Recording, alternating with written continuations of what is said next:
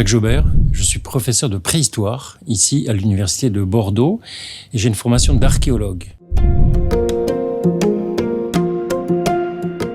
Mes champs de recherche portent sur les premiers peuplements de la préhistoire. La préhistoire, c'est-à-dire les sociétés sans écriture qui précèdent le néolithique, et ceci sur une très vaste aire géographique, l'Europe et même l'Eurasie, l'Asie du Nord jusqu'à la Chine incluse.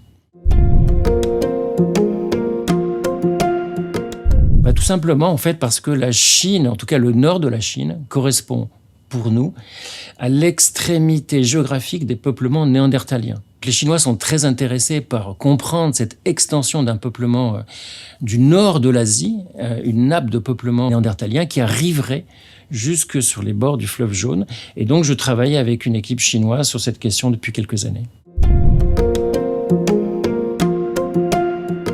Le second focus, c'est sur l'appropriation du monde souterrain. Je travaille dans les grottes ornées notamment.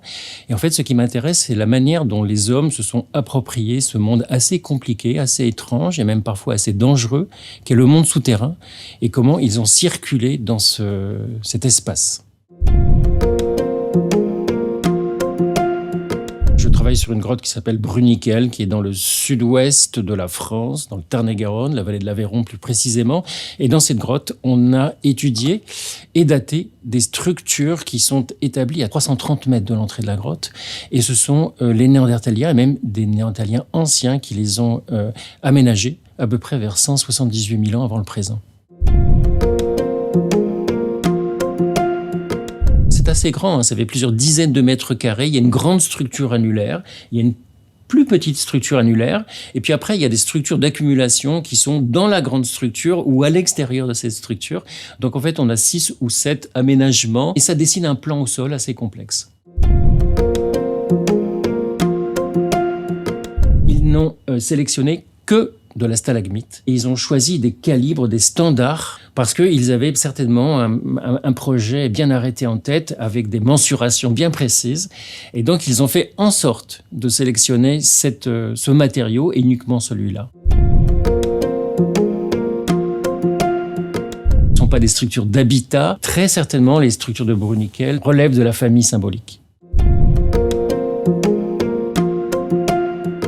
La grotte de Cussac en Dordogne, dans le sud de la Dordogne, c'est un petit peu différent. C'est une grotte ornée avec donc des gravures même monumentales, et puis également des vestiges humains, ce qui est tout à fait exceptionnel et même inédit. Nous sommes à peu près vers 30 000 ans avant le présent, et là ce sont des hommes modernes qui ont fréquenté cette grotte, et cette grotte est parfaitement conservée, donc il y a des traces, il y a des empreintes.